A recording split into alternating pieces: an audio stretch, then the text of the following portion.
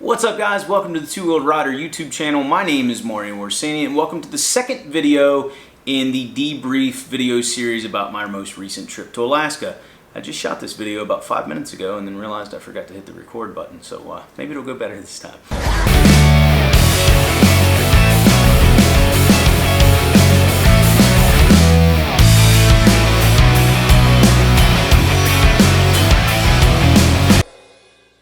Anyway, in tonight's video, I just kind of want to give you guys some general thoughts about the trip, some highlights about the trip, some things I learned along the way, and then maybe some of the myths I'd heard that turned out not to necessarily be true. I do have some notes here. I don't have a script, but at least I can make sure I cover what I want to cover, so if you see me looking down from time to time, that's what I'm looking at. So one thing I don't think I covered in the last video was the amount of miles I rode. I rode 9,605 miles over the course of 19 days, which I think I told you guys came out to 505 miles per day. Weather-wise, weather was awesome. Temperatures were anywhere between upper 30s to really in the 90s, depending on where I was. As I got further north, it cooled off a little bit, and then by the time I got to Fairbanks, Alaska, it was in the 80s, you know, mid 80s during the daytime up there, and really only cooled off to maybe upper 60s at night. I would say most of the time I spent north of the border. The morning temperatures were in the 50s, maybe low 60s, and then afternoon, you know, we get up into the 70s, somewhere in the mid 70s, something like that. I would say most of the time I spent riding, it was probably between 65, 75 degrees, so can't really complain. While looking at the weather back home, it was pouring down rain the entire time I was gone, but I would guess out of the 96 plus 100 miles I rode, about 30 of them were in the rain, so I can't really complain. That said, because I didn't ride in the rain much, I did miss a couple of things. I did not make it through Beartooth Pass for the third year in a row, and I didn't ride the Black Hills. Now, I'd ridden the Black Hills before 2 years ago, so it wasn't that big a deal that I missed those, but they were calling for storms in both of them, and I elected to avoid them. The Black Hills, I just kind of changed my route up a little bit, came across the backside of the Badlands, and then shot up through Rapid City to get to Deadwood that night, which is a good idea because, come to find out, not only did it storm in the Black Hills that day at the more southern section, it hailed, and it hailed a lot. I saw it on the news that night, so I'm fortunate to have avoided that. I also missed those storms in Iowa by like 3 or 4 days where they had like 17 tornadoes there in a matter of a few hours, but didn't have to avoid that. I was already on the other side of it. Part of the reason I missed Beartooth Pass, same thing, they were calling for storms there. And it did end up raining pretty hard there, which kind of would have ruined the experience and being able to ride up through there and have a good time and see the sights. So it ended up cutting out maybe 200 and some miles out of my trip. So instead of staying in Red Lodge that night, I just shot straight up through Montana and stayed in Great Falls, which put me closer to Glacier National Park the next day. So it was a really short ride to get there, allowing me to spend a little more time in Glacier. So speaking of Glacier, that was one of the highlights of the trip for me. Glacier National Park was absolutely amazing. First time I'd ever been, and I recommend everyone go check that out. It's a really, really cool experience. The Going to the Sun Road or Going to the Sun Highway was an absolutely amazing ride down through there, and that's where I first saw my first 1290 super adventure of the trip. I flipped my visor up. We were probably only going like 20, 25 miles an hour through there because it was up near one of the passes. I can't remember the name of it.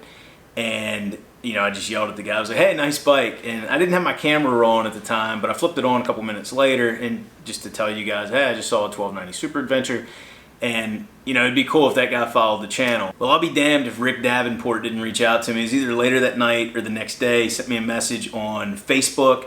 And I think he also commented on one of the YouTube videos. He said, hey, Mario, not sure if you remember passing another 2016 1290 on Going to the Sun Road, but I saw you react, followed your YouTube channel for quite a while, and he goes on, you can read the rest of the comment up on the screen. But I thought that was super cool that being that far away from home, I ran into someone, I didn't get a chance to talk to him, but at least passed someone that recognized me in the bike, and you know, it's someone that follows the YouTube channel. So thanks for reaching out to me, Rick, and that mystery is solved. So after I left Glacier, I went up into Canada and I stayed in Calgary for the night, and the next day I got to ride through Banff National Park and Jasper National Park. They were on my list of places to visit, but they really should have been higher on my list of places to visit. They were absolutely amazing. As cool as Glacier was the day before, and I'm glad I visited it, and I'd recommend everyone visit it, if you had to rank them, you got to put Banff and Jasper above Glacier. They were just, it's tough to put into words how cool they were to ride through. I enjoyed the ride all the way through. I got to meet a pretty cool guy from England while we were stopped. There was a little bit of road construction going on through there, but the sights through Banff and Jasper were just, I mean, I put a picture up on Instagram and people were like, man, that's unbelievable. I've never seen anything like that. And that's the way I felt almost the entire time riding through there. So Banff and Jasper, must-see places. And while I'm not going to touch on every single highlight of the trip because there were so many of them, the last one I want to talk about is the wildlife. I saw more wildlife on this trip than I've seen on every other trip combined. I saw about a dozen black bears. I saw hundreds of bison. I saw elk. I saw antelope. I saw caribou. I saw bighorn sheep. And I saw, I don't know, probably about a dozen moose. And those things are massive. I mean, they are so enormous. Especially when they get that close to you. Fortunately, I also saw some coyotes, and then there were a couple unidentified animals I'm going to have to go back and watch the video on and try to figure out what they are by going to like Wikipedia or something, because I've never seen them before. But I didn't have any run-ins with any of the animals. Unfortunately, I did see 2 moose that had gotten hit by trucks. While the moose didn't survive, it looks like they did almost as much damage to the vehicles that hit them as was done to them. But be prepared for the wildlife, especially going up Alaska Highway through, I think it's pronounced Liard Hot Springs. Through there, you're going to see animals all over the place, and you're going to see plenty of wildlife all over the Yukon up through up through Alaska. But that section there through Liard Hot Springs, there's going to be plenty of bison and black bear and stuff like that. So just be prepared. It's pretty damn cool. So a few surprises. One thing, the roads, and you can read all you want to read about the roads up there, but just be prepared. There's going to be sections of roads that are just going to be totally out. It might be 100 yards, it might be a few hundred yards, it might be miles, and then it might be miles, and then you've got a short section of pavement and you're back to off-road again. Some of them are going to have pilot cars taking you through, where it's going to be single lane. Some of them are just going to be single lane where you're flagged through, and then some of them, the entire road is going to be open. They're just going to be dirt and gravel. There's not going to be any actual pavement or asphalt. So as I got further north, there were some bridges that were wood bridges, and when I say wooden bridges, I don't mean the entire bridge is wood, but the surface you're going across is. Also, plenty of steel graded bridges. Now, when it comes to motorcycle riding, my 2 least favorite things are side wind gusts and steel graded bridges. Fortunately, all the bridges I went across were dry, which takes the sketch factor down just a notch. But because I went over so many steel graded bridges on this trip, I'm now okay with them. They don't bother me much anymore. You just got to get used to the tire moving a little bit, the front wheel moving a little bit underneath of you. But I've kind of gotten over my fear of those. Now, like I said, they were dry, so maybe when I get back on some wet ones, I'll get that sketchy feeling again. But be prepared for that. The other thing is, and I kind of talked about this in the first video, the asphalt as you get further north is a little bit more abrasive, is made out of a little bit. It's not as smooth, we're just going to put it that way. So it did chew up my tires a little bit quicker than I was expecting. So whatever tire life you normally get, I would say, you're going to get less. It's going to tear up your tires a little bit more. So just take that into account when you're trying to figure out, can I make it on a set of tires, or where am I going to need to put another set on? And for those of you running like a real touring tire where you normally get 15, 20,000 miles out of it, you're probably going to be fine unless you're planning on riding up to that max. But for those of us that are used to getting 8,000, 9,000 miles out of a set of tires, expect to get maybe 6,000 to 7,000 miles out of a set, because they're just going to get chewed up a little bit faster because it's a little bit more abrasive surface you're riding on. Something else that surprised me, and I knew about it, I read about it, but until you experience it, it's a totally different thing, were the long days. How early the sun rises and how late it sets. Probably the best example of that was Fairbanks. I think the sun came up at like 4 something in the morning and it didn't set until after midnight. I did not stay up for sunset. I had my blinds closed so I could get some sleep. I first noticed it in Calgary. It was about 8 o'clock one night, and I was like, it must be like 6 or something, because the sun's still pretty high.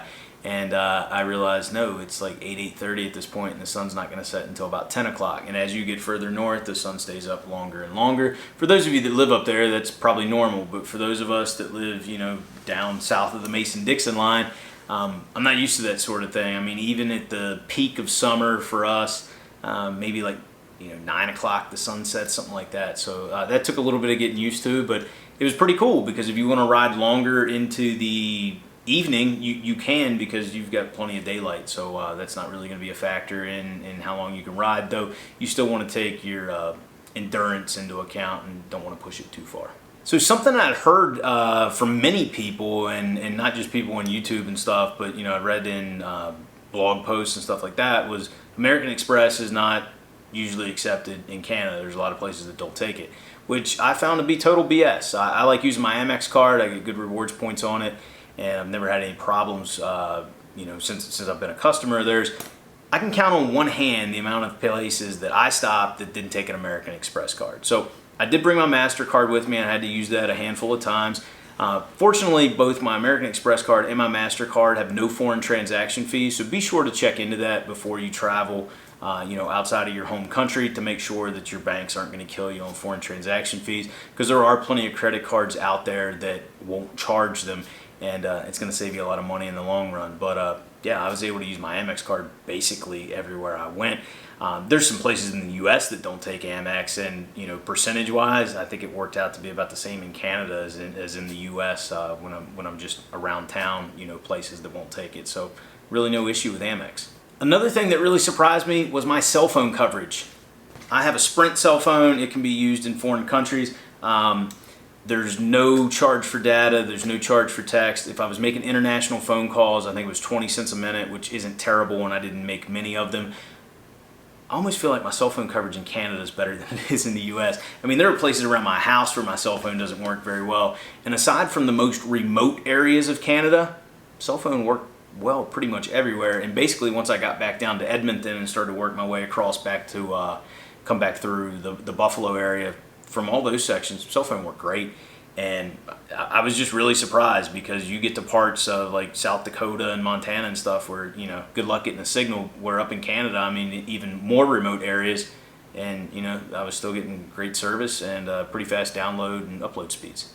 So another thing I noticed, and I'm going to talk about prices and money I spent in the next video, but I want to talk about the prices of things just a little bit, because the US dollar is trading at much higher than the Canadian dollar right now. While you may get your bill for dinner that night and it says it's 30 bucks, and you're like, man, this seems a little high. I'm paying 75 cents on the dollar, so it's like I'm getting 25% off of everything. That said, and I'm not a smoker, but guys were telling me like a pack of cigarettes up there is like $12, which probably in New York, that's about what they cost. But where I live, they're much cheaper than that. And a can of Skol, again in Canadian dollars, not US dollars, was $28 for one can of Skol in Canada, where you can buy that in the US for about $3-4. And if you can revert that to US money, it was still like $21. So where you're buying like a pack of 5 in the US, you got one can in Canada, which was kind of crazy. So if there was one big negative on this trip, it's that Kristin didn't come along. I'm so used to traveling with her, whether it's on the motorcycle or us just hopping on a plane and going somewhere. And that did take a little bit of fun out of it. While it's cool to say, yeah, I did this trip solo, I did it all by myself, if anything happened, I had to take care of it. Like, that's all cool, and it's a badge of honor or whatever. I don't really care. It would have been more fun to have her come along. So, and I think you guys are going to see that in the videos too, because now you're going to be forced to look at me the entire time as opposed to getting to see her on camera. So I apologize in advance for that. So in the future, we're just not going to allow her to miss any more motorcycle trips from here on out. That said, even though Kristin didn't come along, I met some really, really cool people along the way. I got to meet up with Keith up in Fairbanks. It was cool of him to come out and meet up for dinner one night. I met a really cool guy in Fort Nelson. Guy was staying next door to me. He was on a ride too. He was on his way up. I was on my way back. Come to find out, he was born and raised in West Virginia. How cool is that? We hung out all night. I got to meet up with Filthy French Fry. I put a picture up on Instagram meeting up with him in the Edmonton area.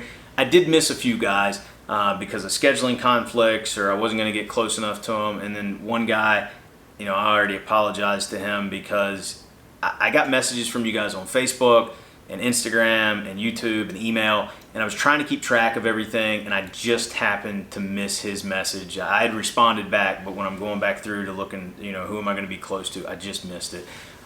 A guy named John, he hit me up midway through the trip and was like, hey, I got a free place for you to stay. I got steaks, I got cold beer. So I took him up on it. I mean, we had a great time hanging out that night, and I told him, hopefully I get to return the favor one day. And then I met up with a guy named Rob. On my final day, we met up at Tim Hortons, shot the breeze for about an hour. Him and his wife, I'm wish them good luck on their upcoming motorcycle trip. They're going to be going through a lot of the same areas I went through either this year or in previous years, so he wanted to pick my brain a little bit there. We had a great time, and hopefully I get to meet Rob again, at some point, because he's I don't know, like a day's ride from me. It's not bad at all. So thank you guys too. Those of you that followed along on Facebook, Instagram, you know, even on YouTube when I put that video up. There were some days that were long days, and you know, you're a little tired at the end of it, and you're like, man, I got to get up and do this again to get to the next point of something you really want to see or something you really want to visit, or maybe some fun roads to ride. So your all's words of encouragement along the way were awesome. So thank you guys for continuing to support this channel and support me on the other social media platforms. I greatly appreciate it. So overall, it was an awesome trip, and hopefully you got a couple little bits of information out of tonight's video. I'll tell you this. If you're getting ready to go do a trip like this, read up on it, make sure you do some research, go over to Living Off the Slab, check out Craig Ripley's series. He did an awesome series of debrief videos last year on his trip to Alaska. He also did a nice travel series on it. But here's the deal. Even if you watch all his stuff, you watch all my stuff, you go on the forums, you buy the books, you buy Milepost, you can read everything and study everything you want. But I think most guys that have done this trip will agree with what I'm about to say. You still don't understand what it's like until you go do a trip of this magnitude that far away in the remote areas you're going to be traveling. You really need to experience yourself, and then you'll get the full effect of what it's like. So as I'm doing this trip, I made some mistakes along the way, some things, and this happens every trip. You never get to do everything you want. A lot of people were sending me recommendations, but to be honest, if I took on everyone's recommendation, I'd be out on the road for the next 3 years. There's just so much to do. So take a notebook with you, write down some notes, some things you'd like to change, some, like Banff National Park. I want to spend the night there next time, if not a couple of days when I go back up there. I didn't know what to expect because I'd never been there before. And that happens a lot during the trip. There's some towns I don't really want to stay in again, so I'm going to route around those. So if you're looking at it as a once-in-a-lifetime thing, great, go take the trip. But I think many of you are going to find when you do a trip like this, it's not going to be a once-in-a-lifetime thing. It's going to be something you're going to want to do again in a few years, and that's where I stand right now. Am I riding to Alaska next year? No. Am I going to ride there again in the next handful of years? You bet your ass I am, and I'm looking forward to coming back through, and I'm looking forward to meeting up with a lot of you guys I met up with this past trip. So anyway, hope you look forward to the rest of the video debrief series. I've got some really good information coming up in the next one where we're going into great detail on things, and I'm going to provide you guys with some just stay tuned. I think you're really going to like it. So speaking of liking it, I hope you guys liked today's video. If you did, please give it a big thumbs up. If you're not a subscriber, consider hitting that subscribe button, because if you like motorcycles, well, this is the place to be. If you have any additional questions about things I went over in today's video, let me know down in the comment section below. And as always, I'll talk to you again soon.